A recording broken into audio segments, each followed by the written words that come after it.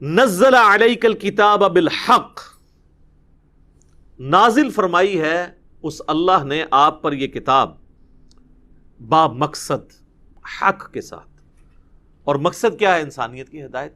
سورہ بنی اسرائیل میں بھی آیا وَبِالْحَقِّ أَنزَلْنَاهُ وَبِالْحَقِّ نَزَلَ. اللہ تعالیٰ نے اسے پرپزفل نازل کیا با مقصد، اور یہ مقصد لے کر اتری. مُصَدِّقًا لِمَا بَيْنَ يَدَيْهِ، اور یہ تصدیق کرتی ہے ان چیزوں کی، ان کتابوں کی جو اس سے پہلے نازل ہوئی ہیں.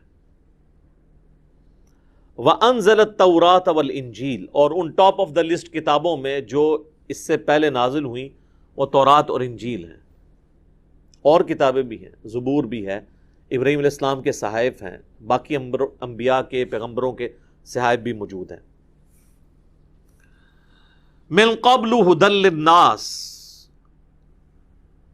یہ تورات اور انجیل قرآن کے نازل ہونے سے پہلے انسانیت کے لیے ہدایت کا سامان تھی. وَأَنزَلَ الْفُرْقَانَ، اور اب اللہ نے الفرقان نازل کر دیا. یہ المہیمن ہے، نگہبان ہے ان کتابوں کے اوپر. مراد کیا کہ جو بات قرآن سے میچ کرے گی وہ آپ نے لے لینی ہے، اور جو قرآن سے ٹکرائے گی وہ چھوڑ دینی ہے.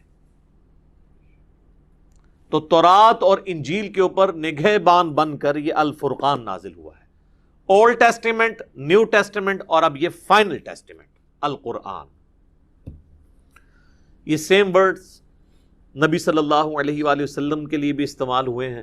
صحیح بخاری میں حدیث ہے محمد فرق بین الناس، محمد صلی اللہ علیہ وآلہ وسلم لوگوں میں حق اور باطل میں فرق ہے.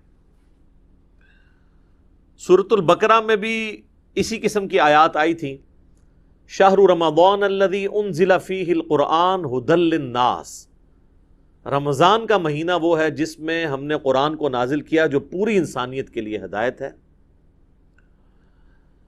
وبینات من الہدی والفرقان، اور اس میں ہدایت کے روشن دلائل ہیں، اور یہ الفرقان ہے حق اور باطل میں تمیز کرنے والی کتاب.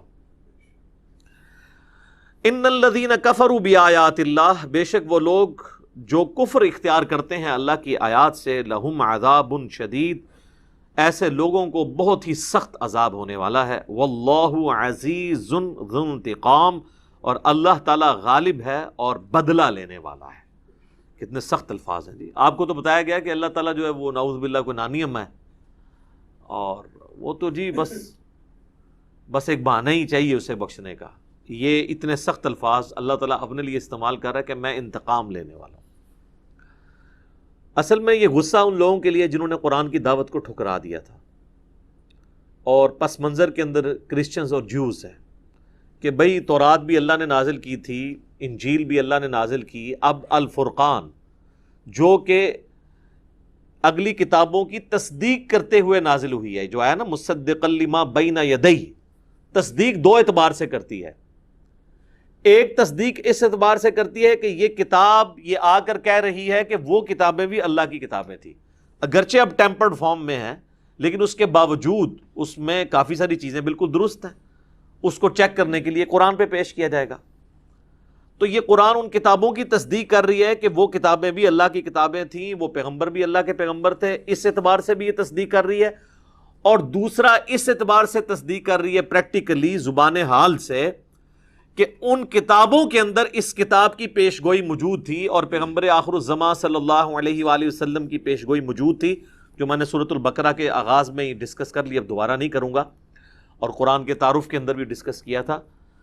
تو اس اعتبار سے بھی قرآن جو ہے وہ تصدیق کر رہی ہے ان کتابوں کی کہ ان کتابوں میں جو پیش گوئی آئی تھی وہ پوری ہو گئی، پیش گوئی پوری ہو گئی. تو ان کتابوں کو سچا ثابت کر دیا قرآن نے آ کر، کیونکہ قرآن نہ آتا تو اس کتاب کی پیش گوئی تو پوری نہ ہوتی، تورات اور انجیل کی. تو یہ جو ہے نا مصدقا لما بین یدیہ، یہ تصدیق کرتی ہے ان کتابوں کی جو پہلے سے موجود ہیں. تو وہ کتابیں کون سی ہیں؟ تورات اور انجیل.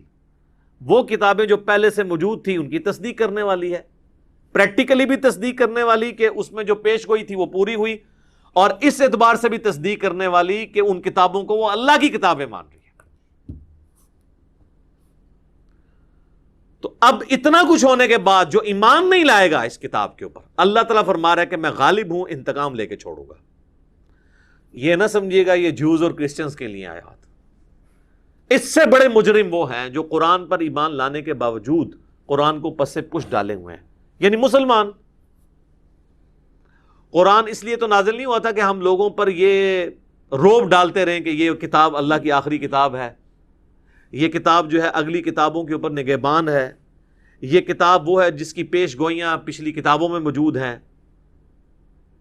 یہ اس کی عظمتیں بیان کرنے کے لیے تو کتاب نازل نہیں ہوئی ہے۔ جس طرح ہمارے لوگ نبی علیہ السلام کی بھی صرف عظمتیں بیان کرتے ہیں، وہ کس مقصد کے لیے آئے اس کے اوپر کوئی ڈسکشن ہی نہیں کرتا۔ اصل چیز تو وہ تھی بیان کرنے والی۔ تو مسلمان بھی جو اس کتاب سے روگردانی کرے گا تو وہ بھی سمجھ لے وہ بھی اسی کیٹیگری میں فال کرتا ہے۔ اللہ کا کوئی رشتہ دار نہیں ہے جی۔ بنی اسرائیل نے دعویٰ کیا تھا نا کہ اللہ کے ساتھ ہماری رشتہ داری ہے، ہم اللہ کے بیٹے ہیں، ہم اللہ کی اولاد ہیں، تو اللہ تعالیٰ نے اس کا ڈینائی کیا کہ اللہ کا کوئی سگا نہیں ہے۔ سورۃ البقرہ میں آپ 7 یونیورسل ٹروتھس بھی پڑھ چکے ہیں کہ جس نے بھی گناہ کیا اور اس گناہ نے اس کا احاطہ کر لیا وہ نہیں پھر بچنے والا۔ اللہم اجرنا من النار، آمین۔ ان اللہ لا یخفی علیہ شیء فی الارض ولا فی السماء، بے شک اللہ پر کوئی چیز مخفی نہیں ہے، نہ زمین میں اور نہ آسمان۔